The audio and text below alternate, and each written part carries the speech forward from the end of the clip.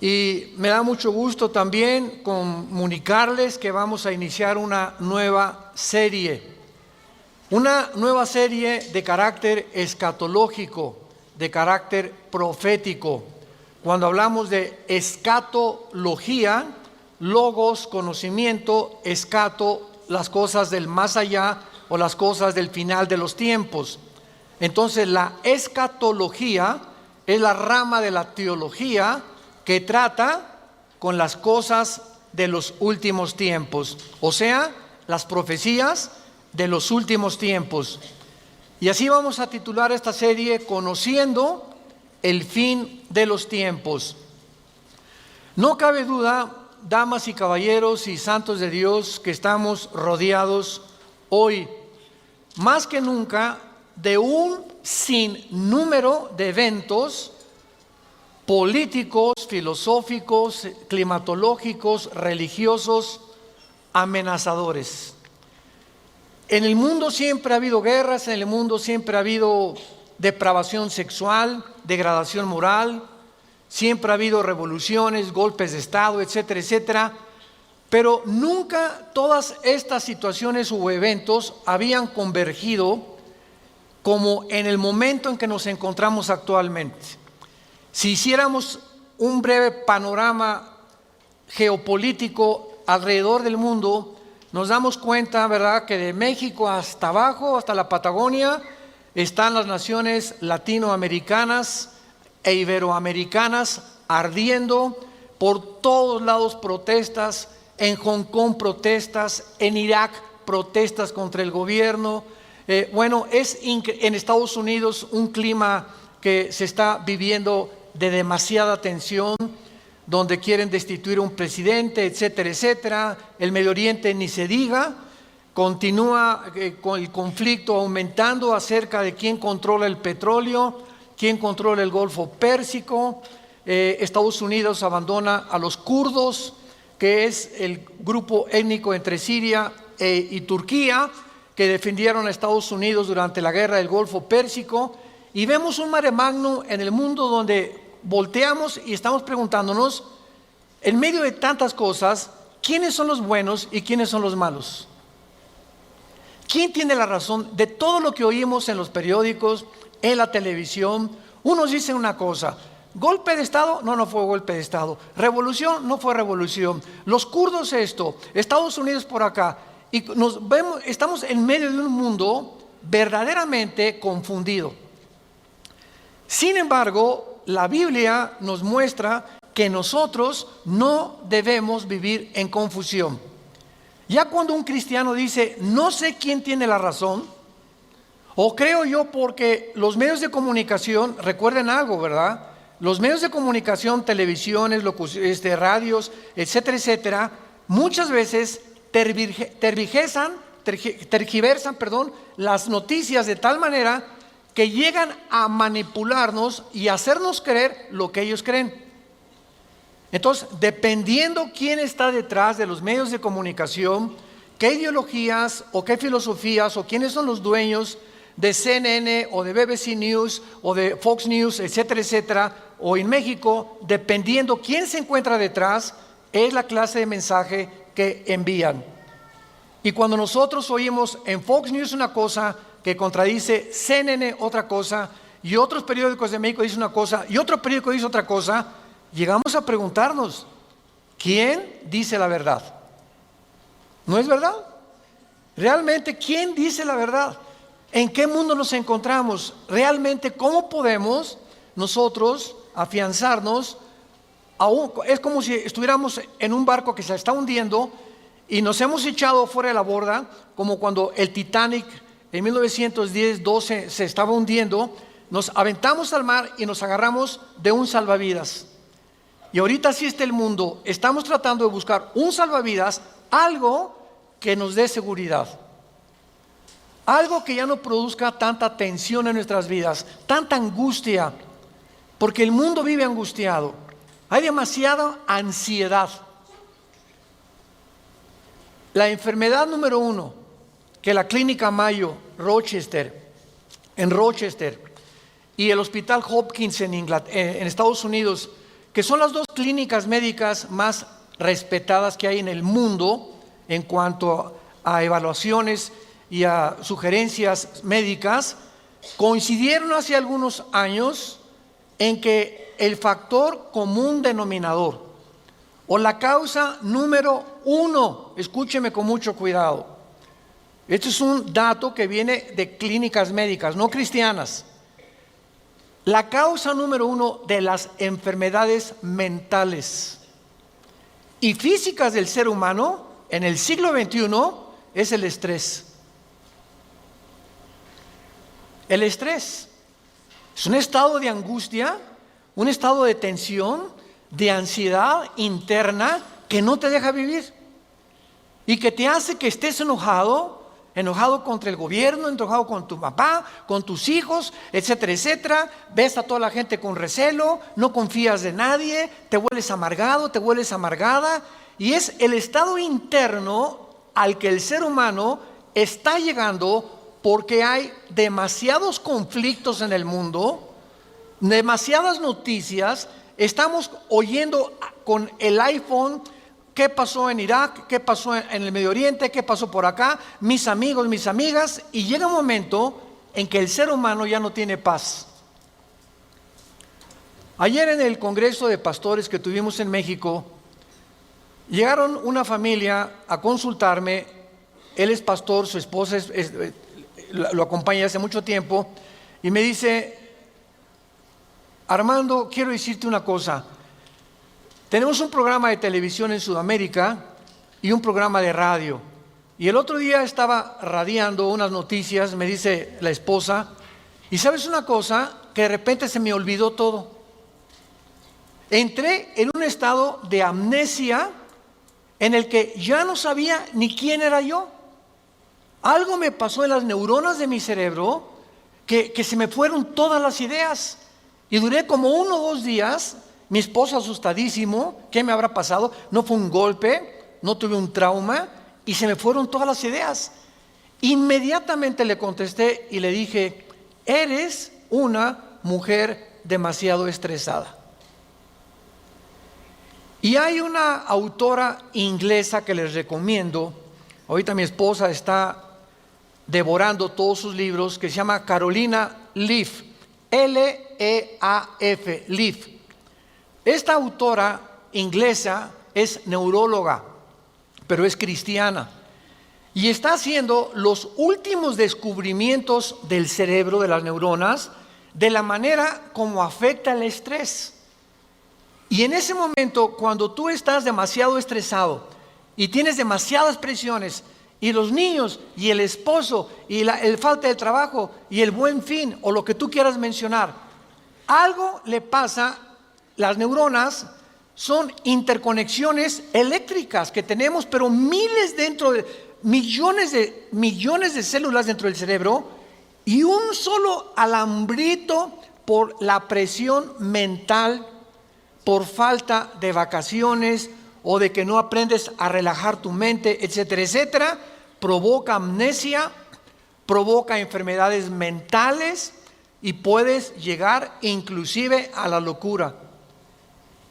Esto es impresionante, porque es como un árbol lo que tenemos aquí adentro. Y ella está descubriendo que cuando tienes pensamientos negativos, las neuronas se unen más rápido. Esto es increíble porque así nos diseñó Dios. Y cuando tenemos pensamientos negativos, las neuronas comienzan a tratar de desconectarse y vienen zonas negras en el cerebro que te impiden pensar coherente y lógicamente. Qué interesante que Filipenses 4:8 diga en la Biblia: en esto pensad, todo lo que es bueno, todo lo que es justo, todo lo que es buen hombre, ocupa tu mente pensando cosas positivas. Porque la gente que está continuamente pensando el mal, o qué mal hacer, o estar negando a Dios en su mente, algo afecta las neuronas del cerebro científicamente. Y cuando venimos a la Biblia nos damos cuenta, ¿verdad?, que se están derrumbando todas las ideologías. El comunismo ya no es el comunismo, porque el comunismo que yo practiqué, por ejemplo, ustedes muchos saben que antes de que yo fuera cristiano, fui comunista, fui ateo. A los 12 años me decepcioné de la religión que nos inculcaron y llegué a negar a Dios. Las religiones son un engaño, todas quieren explotar a la gente. Estos eran mis pensamientos. Tenía el Che Guevara arriba de mi cuarto con un póster inmenso de él, y Marx y Engels y Lenin, etcétera, etcétera. Y para mí ese era mi mundo y era lo que yo creía era la respuesta, un sistema ideológico para poder cambiar la sociedad.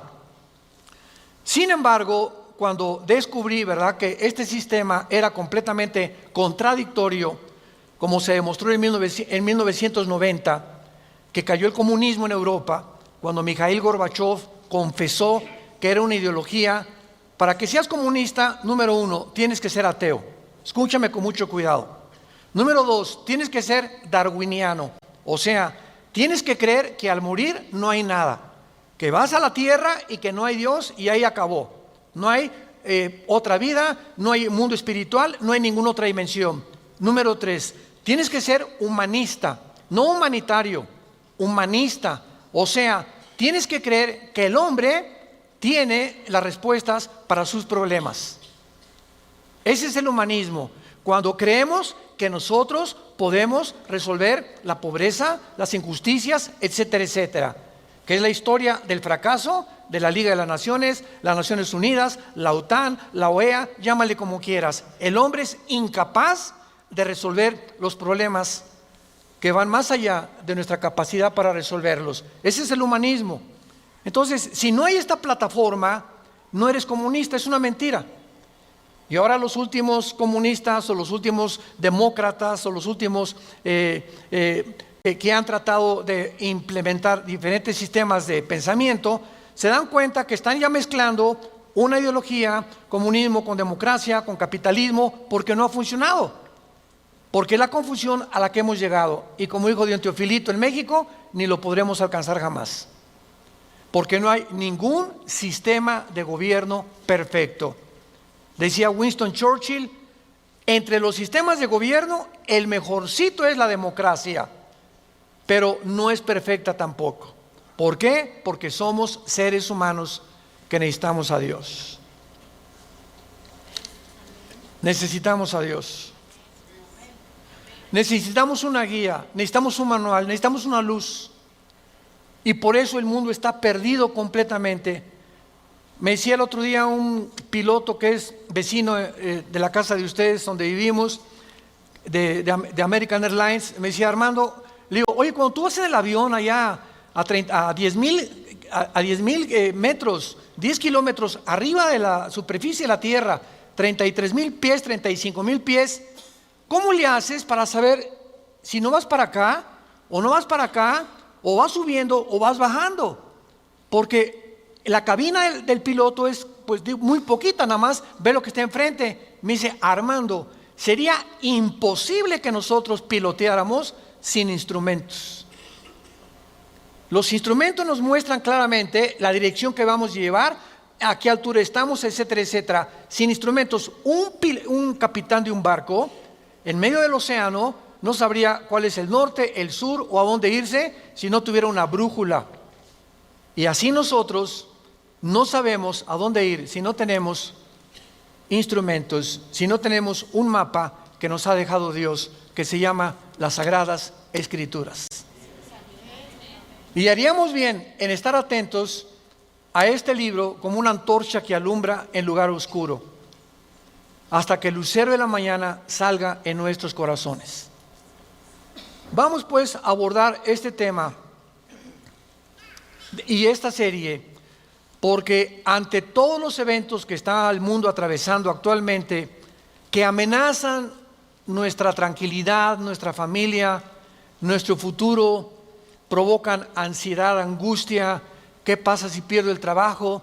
¿Qué pasa si el peso pierde más valor ante el dólar? Si cae el petróleo, si viene un gobierno en México, o si viene una guerra nuclear. Todas estas cosas producen ansiedad, producen incertidumbre.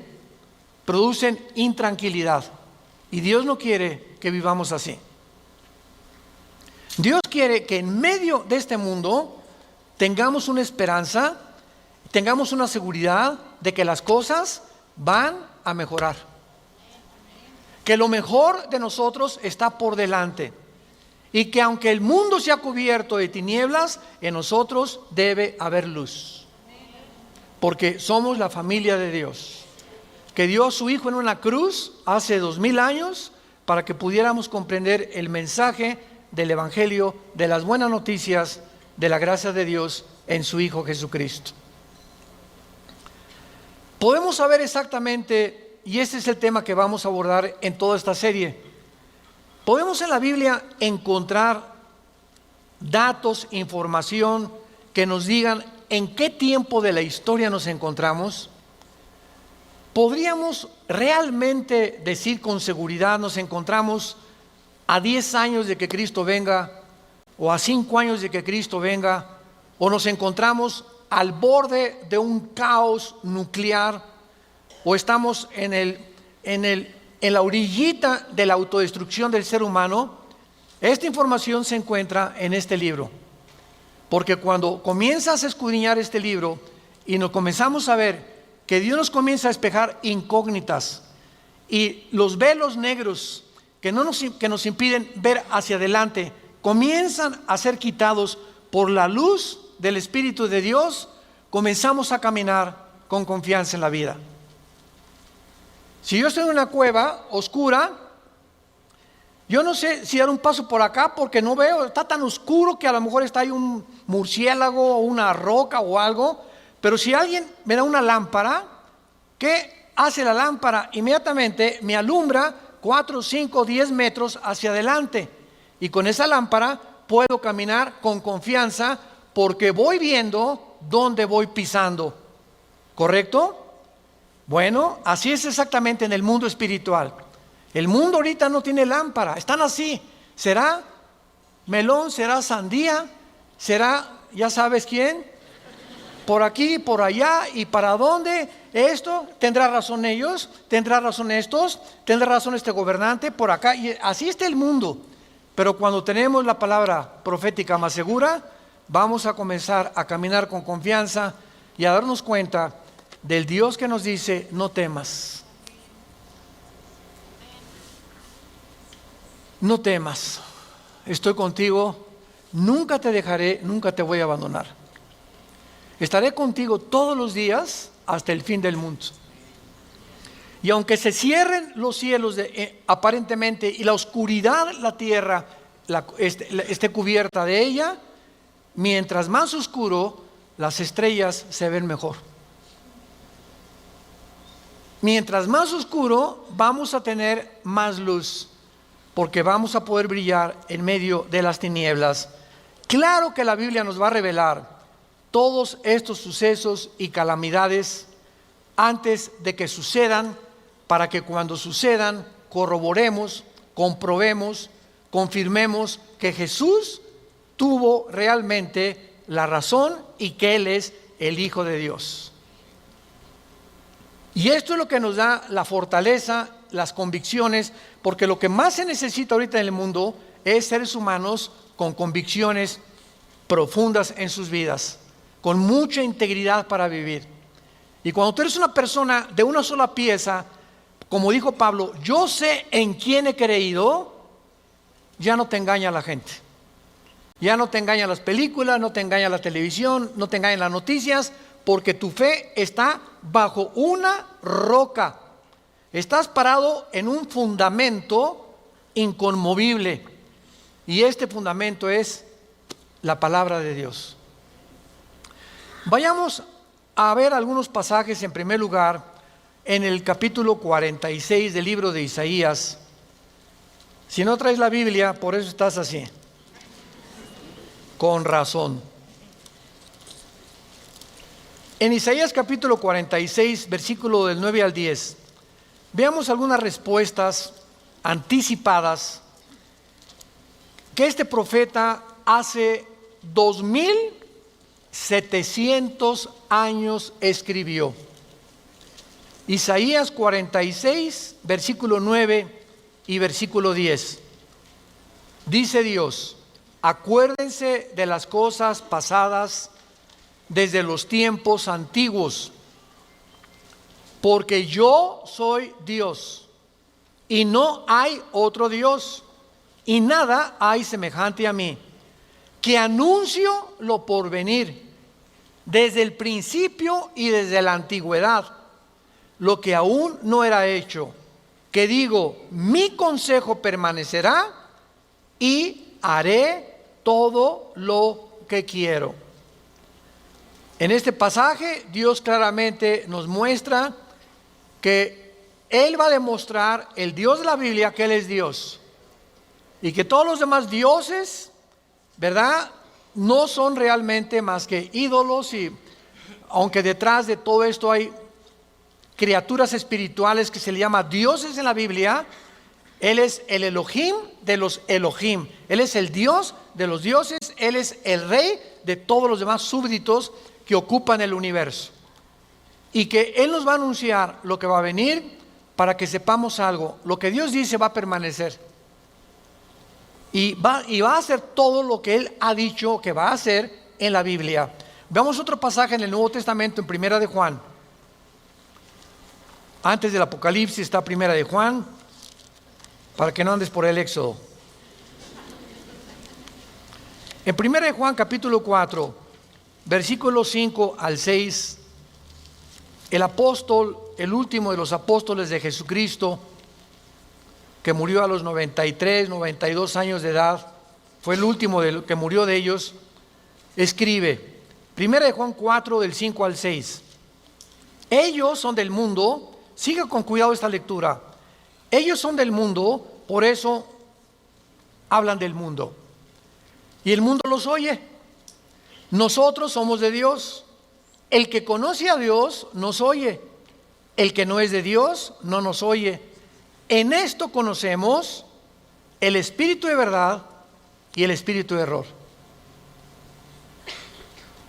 Tú prendes el radio y dices, ¿qué quiero oír? La charrita del cuadrante. Bueno, porque eso es lo que quieres oír. Pero al mismo tiempo tu aparatito de tu radio tiene ondas, y tiene FM, tiene AM, y tiene como 50 estaciones más que tú puedes oír. En el FM 91.3, 1440, etcétera, etcétera, ¿verdad? Pero tú sintonizas lo que tú quieres oír. El mundo espiritual que nos rodea, ahorita aquí cerca de nosotros, todas estas ondas radiales y de video y de televisión están pasando junto a nosotros, pero ese aparatito las capta, son invisibles, y el hecho que no las veamos no implica que no existen, porque aquí están junto a nosotros. Pero ese aparatito lo prendo y capta esa onda que yo quiero, o hay otra banda más chica, o hay otra más grande, pero capta, repito, la estación que tú quieres bajar del mundo invisible. Y así pasa en el mundo espiritual. ¿A quién quieres oír? ¿A Buda? ¿A Marx? ¿A Che Guevara? ¿A Lenin? ¿A los brujos? ¿A los astrólogos? ¿A quién estás sintonizando en tu mente? Ellos son del mundo. Si tú eres del mundo, vas a oír a los líderes del mundo, a los religiosos, a los brujos, a los que te han prometido que tienen alguna verdad. Y por eso tu vida está como está. Pero si tú quieres sintonizar la frecuencia de Cristo, entona a Cristo en la Biblia. Entonces, por la forma y a quienes oímos, podemos confirmar si somos o no somos hijos de Dios. El que es de Dios, oye a Jesús. Mis ovejas, Juan 10, oyen mi voz y me siguen, y yo les doy la vida eterna. Y no oirán la voz del falso pastor. Y aquí se trata de tu destino eterno, de tu familia, de tu matrimonio, de tus hijos. Tienes que aprender a discernir la voz de Jesús. En medio de tantas voces en la televisión, en los programas, en los radios, en libros que hay que nos rodean por todos lados, ¿a quién estás oyendo? ¿A quién estás leyendo? ¿Qué tipo de lectura tienes? ¿Qué tipo de actividades tienes para saber si tú eres y tienes el espíritu de verdad o tienes el espíritu de error? Muy bien. En la Biblia tenemos tres principales fuentes de información de las profecías bíblicas. Esto es bien importante. Hay tres fuentes de información en la Biblia que vamos rápidamente a verlas, que nos muestran la fase final de la historia humana en tres pasajes de la Biblia y que nos vienen realmente a confirmar en qué época nos encontramos. Estas tres son, en primer lugar, el Sermón del Monte de Jesús, que se encuentra en Mateo 24, Marcos 13 y Lucas 21. ¿Cuál es el Sermón del Monte? Cuando los discípulos se acercaron a Jesús, dinos, ¿cuándo será la señal del fin del mundo? ¿Cuándo serán estas cosas y cuándo será la señal de que tú vas a regresar? Y ahí Cristo comienza a enumerar una serie de eventos y señales. Habrá guerras, falsos profetas, muchos van a ser engañados, pestes, terremotos, y será el principio de los dolores. La segunda fuente de información se encuentra en Primera de Tesalonicenses, capítulo 4, del 3 al capítulo 5, versículo 4. Esta revelación la compartió el apóstol Pablo de los últimos tiempos. Y la tercera revelación acerca de los últimos tiempos la encontramos en el libro del Apocalipsis, del capítulo 5 al capítulo 19. En estos capítulos se encuentra claramente todo lo que la planeta Tierra y la humanidad va a atravesar. Ahora, muy bien, cuando estudiamos estos pasajes, podemos concluir que efectivamente vendrán tiempos difíciles al mundo, sorpresivos y amenazadores, que es de lo que hemos estado hablando en los últimos 10-15 minutos. Nadie puede negar que vivimos en un mundo conflictivo, amenazador, que ha llenado al mundo, a los seres humanos, de ansiedad, de intranquilidad, de falta de paz, de suicidios, de mejor me quito la vida, o me emborracho, o me drogo. ¿Por qué los jóvenes se drogan? Pues porque es una forma de evadir la realidad. La realidad para muchos jóvenes es tan negro y tan negro lo que se ve en el mundo, que ya no quieren o no creen que pueden atravesar esa cortina oscura, no creen que hay una luz detrás, y se enfrentan a un mundo que parece que se los está comiendo, tragando, y prefieren salir de este mundo. Los que se drogan, ¿por qué se drogan? Los que se emborrachan, ¿por qué se emborrachan? Porque la realidad es tan cruda que no la quieren enfrentar en sus 5 sentidos. Entonces, detrás de cada persona drogadicta, alcohólica, etcétera, etcétera, se encuentra un conflicto interno espiritual.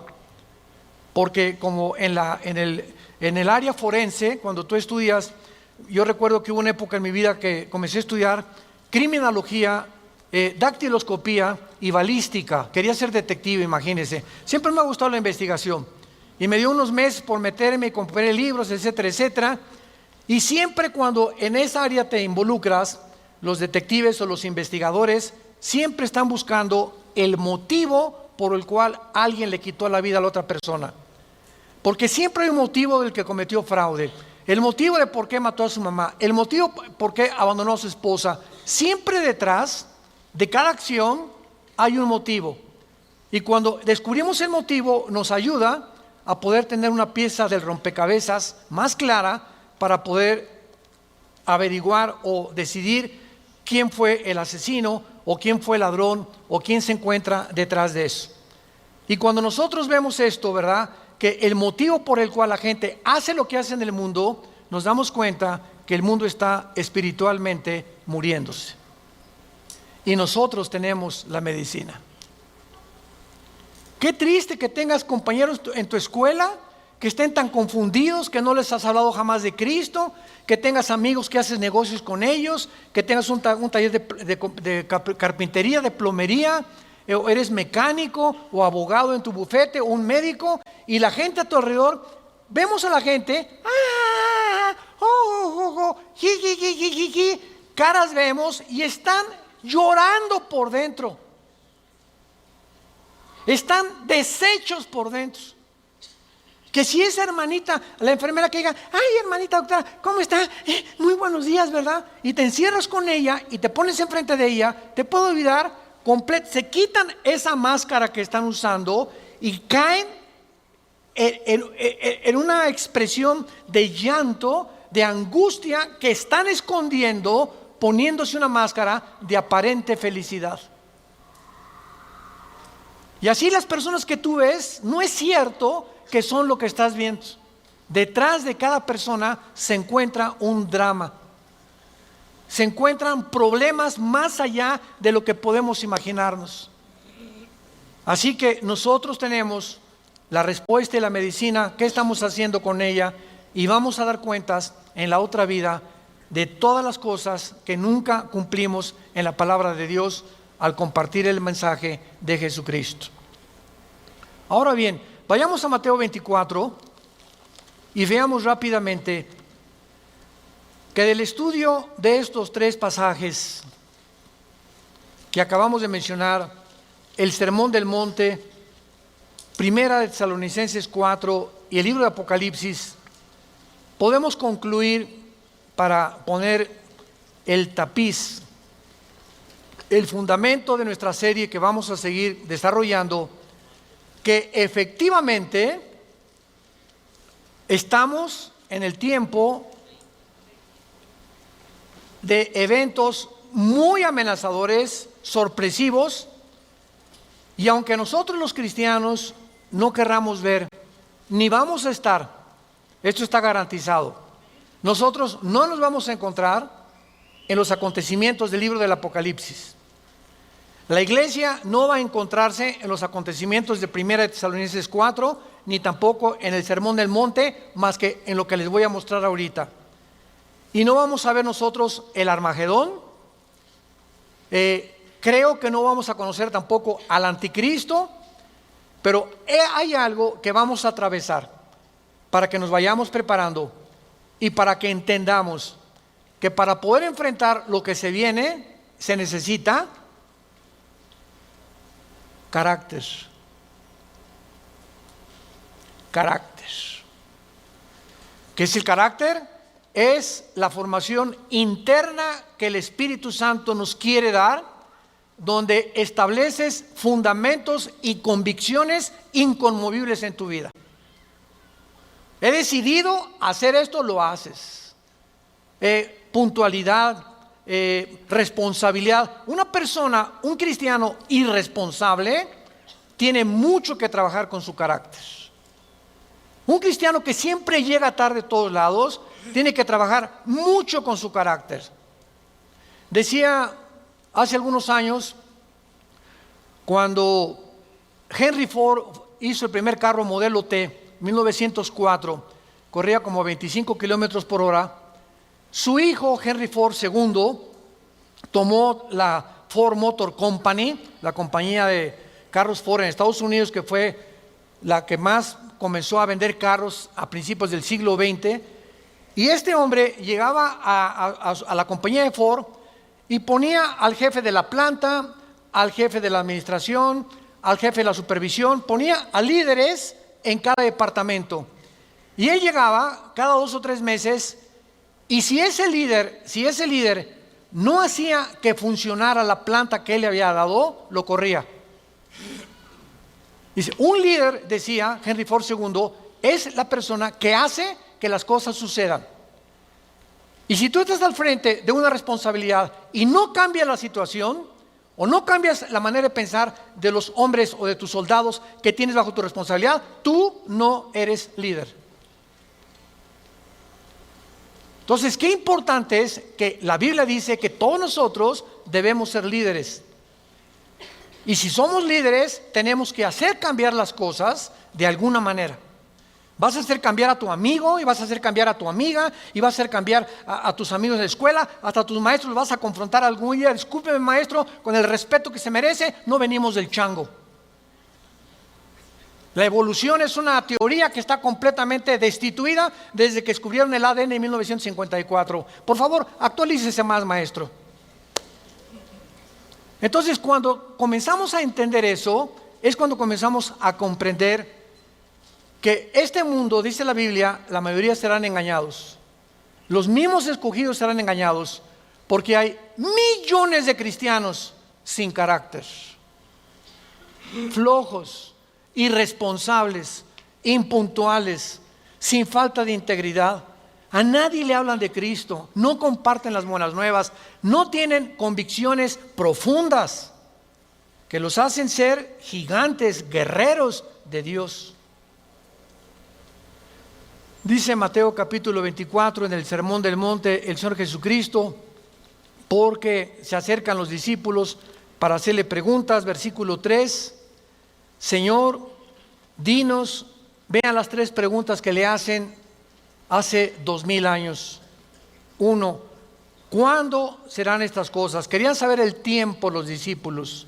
2, ¿qué señal habrá de tu venida? O sea, ¿habrá alguna señal que podamos percibir de que tú ya vienes al mundo? Y 3, ¿y hay alguna señal de que el mundo se va a acabar?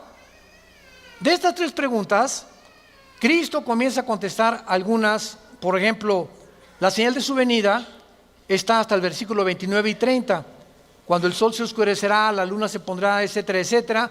Y esa es la señal de la venida de Cristo, que no vamos a estar aquí nosotros, porque primero es el arrebatamiento y van a pasar 7 años de la tribulación y viene Jesucristo en la segunda venida, y los que estén en la segunda venida, que se hayan convertido en la persecución del anticristo, van a saber que cuando vengan estas señales cósmicas en el cielo, Cristo aparecerá en las nubes junto con nosotros, porque regresaremos con Él. Pero lo que me interesa compartirles es el versículo 6 en adelante, que es lo que nos atañe a la generación que estamos viviendo. Oirán de guerras y rumores de guerras. Miren que no se turben, porque es necesario que todo esto acontezca, pero aún no es el fin. Porque se levantará nación contra nación y reino contra reino, y habrá pestes y hambres y terremotos en diferentes lugares. Muy bien, si leemos solamente el versículo 6, oirán de guerras y rumores de guerras, toda la historia han sido esto, ¿no es verdad? Desde que Caín asesinó a Abel, que Caín asesinó a su hermano Abel, toda la historia, de acuerdo, lo quieres apuntar, al Instituto para la Investigación para la Paz, en Suecia, Estocolmo, dictaminaron que de los 6,000 años aproximadamente de historia que tenemos, de 6,000 años, solamente ha habido 25 años de paz. La historia humana es una historia de guerras, guerras, guerras, guerras, guerras, guerras. En 6,000 años, 25 años de paz. O sea, siempre ha habido conflictos, revoluciones, golpes de Estado. Es la historia de nosotros. Pero entonces ahí podríamos quedar confundidos. Oye, Señor, ¿de qué estás hablando? Siempre ha habido guerras. Versículo 7, Él lo explica.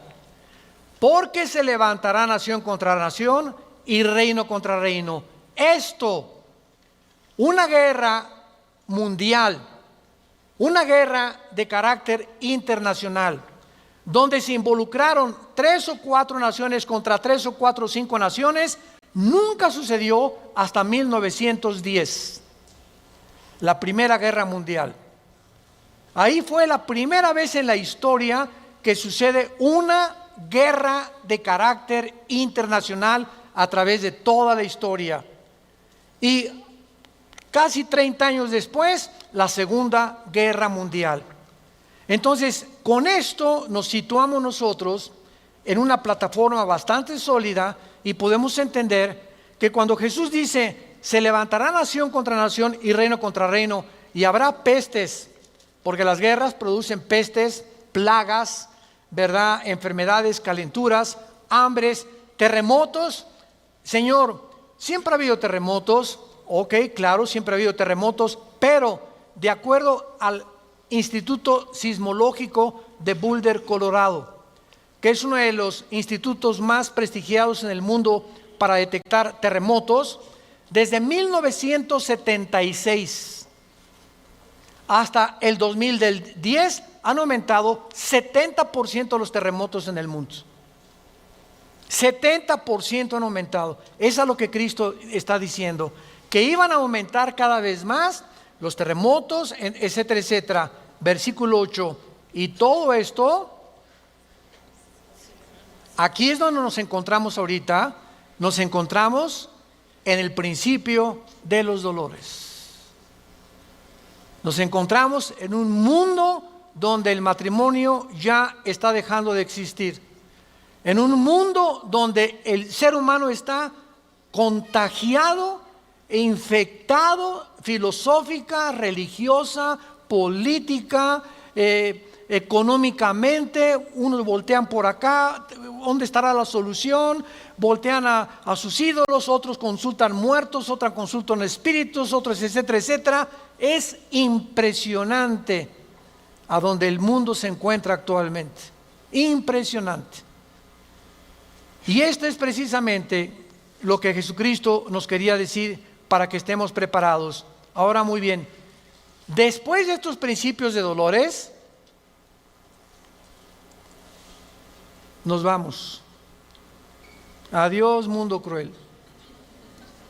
Adiós, mi perro Fido. Adiós, adiós, mundo cruel. Ya nunca te veré.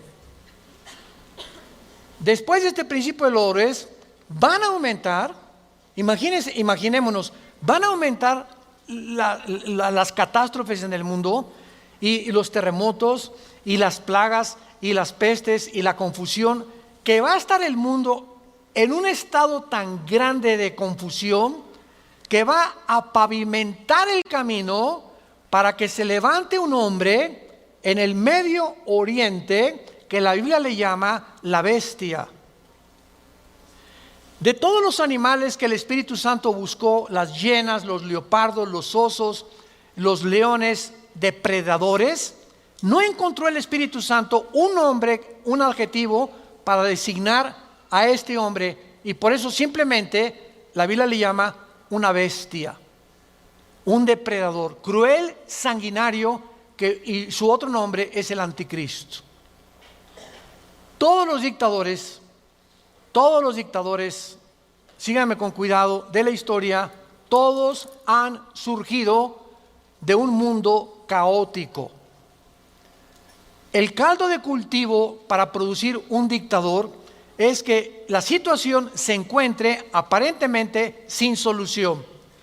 Corrupción, oscuridad, etcétera, etcétera. Y en medio de esto surgen hombres prometiendo mejorar las cosas. Hitler entró democráticamente. Stalin entró democráticamente. Saddam Hussein entró democráticamente. No es verdad que entren a través de un golpe de Estado los líderes, la mayoría entran a través del pueblo, pero una vez que el pueblo los levanta, a ver quién los quita.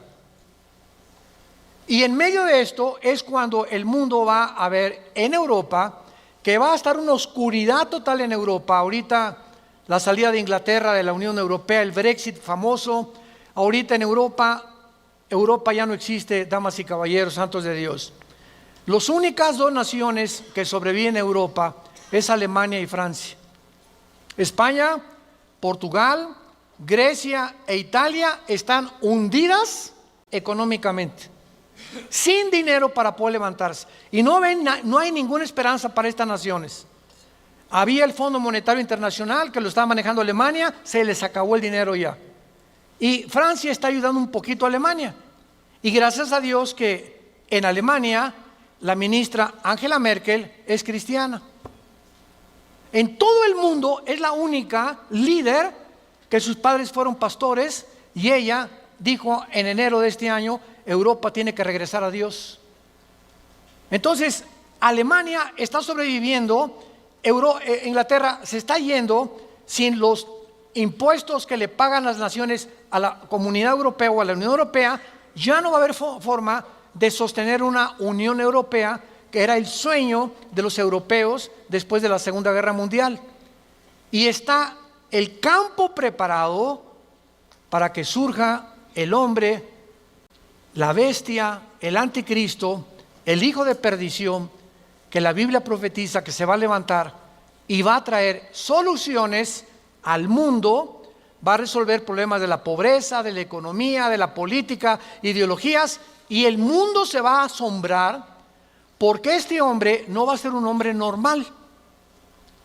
Va a ser un hombre poseído por un principado satánico. Lo hemos visto en otras conferencias en el libro del Apocalipsis, ya no nos da tiempo para eso. Pero va a ser un hombre que va a hacer milagros sobrenaturales.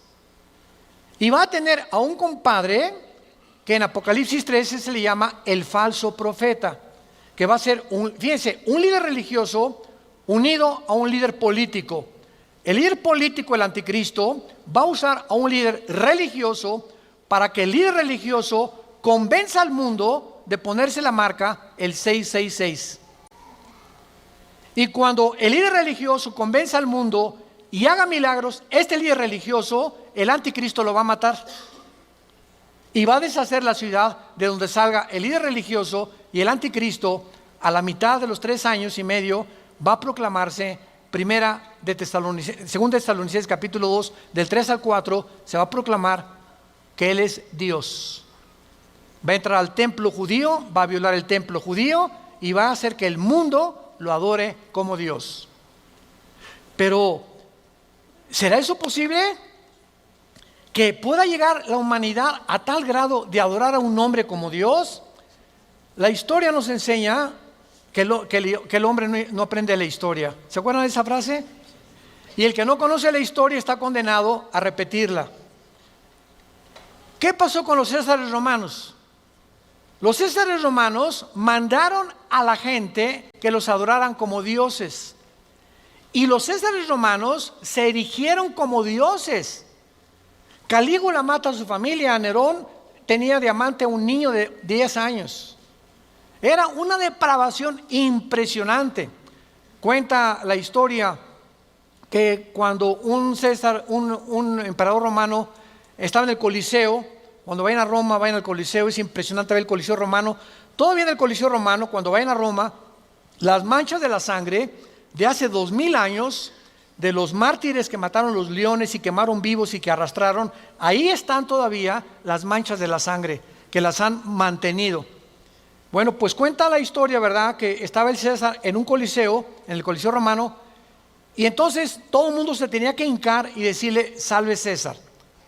Y un hombre se quedó parado, que aparece en Apocalipsis con el nombre de Antipas. Y entonces se quedó parado y el César le dijo a un centurión: ve por favor y ve que es esclavo, ¿por qué no se hinca? Y el centurión romano fue con Antipas. Le dijo: Antipas, tienes que hincarte porque si no te van a matar.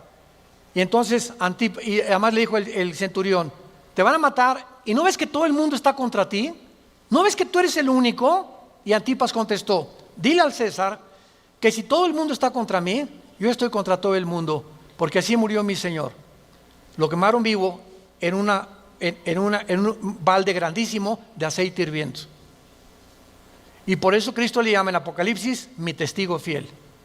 Va a llegar un momento, santos de Dios, en que el mundo va a estar contra nosotros, y ahí se van a denotar tus convicciones.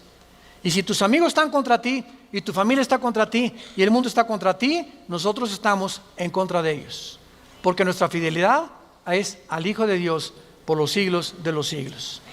Te damos gracias, Señor, por tu palabra.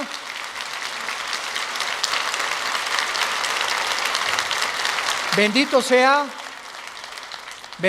el nombre del Hijo de Dios, que nos ha hecho renacer su Padre para una esperanza viva por medio de su resurrección de entre los muertos,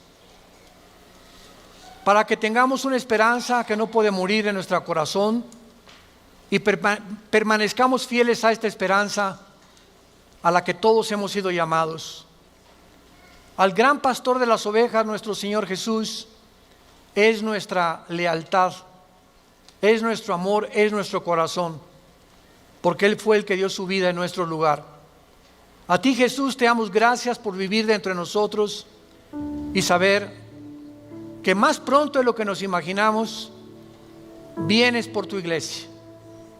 Vienes por aquellos que han sido fieles hasta la muerte, que han mantenido firmes sus convicciones en medio de un mundo confundido, donde estos hijos e hijas tuyas han permanecido inconmovibles en la fe, aferrados a la roca, a la palabra de vida, que es la que nos ha dado la vida eterna. Te damos gracias, Señor, porque sigues llamando al mundo al arrepentimiento, a que se vuelvan a ti. No somos dioses, somos seres humanos, agentes morales, débiles, vulnerables, irresponsables de todas nuestras acciones, pensamientos y palabras. Y daremos cuenta algún día, después de nuestra muerte, de todo lo que hicimos mientras estábamos en este cuerpo que es temporal. Un cuerpo sujeto a la corrupción, pero dentro de nosotros el alma y el espíritu vivirá eternamente. Si tú esta mañana quieres invitar a Cristo y aún no estás seguro de que tienes la vida eterna o segura, dile simplemente estas palabras: Señor, te pido perdón por mis pecados. Creo que en esa cruz pagaste por ellos con tu sangre y que a los 3 días resucitaste de los muertos. Y porque creo que vivo, te pido en este instante, Señor Jesús, que entres a mi vida como mi Señor y mi Salvador. Tendré el poder ahora, de la corta vida que me queda, vivirla para ti, conocerte, adorarte y morir en paz, al saber que mis pecados han sido perdonados y que me has amado hasta la muerte. Oramos en tu nombre, bendito Jesús. Amén. Gracias a Dios por esta palabra maravillosa que Dios nos ha dado, la palabra de Dios. Gracias, Señor, por este libro maravilloso que es la Biblia.